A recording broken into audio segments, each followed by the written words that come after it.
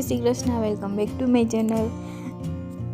આપણે ડુંગળી, ટમેટું અને મરચું અને આદુને લઈ લીધા છે અને અહીંયા આપણે ચણાનો લોટ અને ઘઉંની રોટલીનો લોટ લીધો છે। એમાં આપણે મસાલા કરી લઈએ। બે લોટ સરખા જ લીધા છે માપમાં।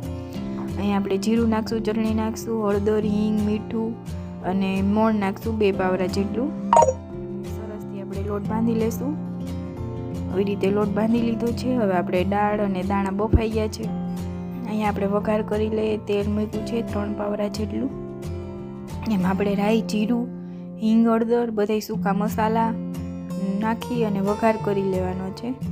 અહીંયા તમાલપત્ર ને તજ ને બાદિયા ને લવિંગ ને એ બધું લઈ લીધું છે, સૂકું મરચું વઘાર માટે। અને આપણે વઘાર થઈ ગયો છે।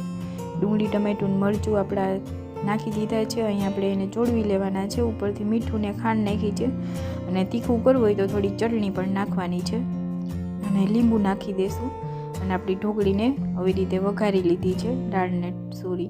અને હવે આપણે ઢોકળી બનાવી લઈએ। એના માટે આવી રીતે રોટલી વળી એટલી પતલી અને આવી રીતે ચોકઠી પાડી લેવાની છે અને એકદમ પતલી રાખવાની છે જેથી ઢોકળી આપણી ચડી જાય।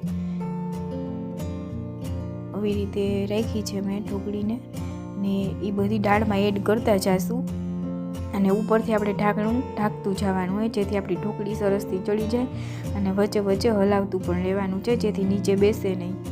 એવી રીતે બધી ઢોકળીને આપણે એડ કરી દેવાની છે।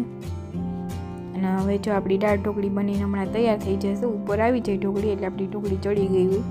આપણી દાળ ઢોકળી ગરમ ગરમ બનીને તૈયાર છે। ઉપરથી ધાણા ભાજી નાખી દઈશું। Thank you for watching my video. ચેનલમાં નવા હોય તો લાઈક, શેર અને સબસ્ક્રાઈબ કરી લેજો।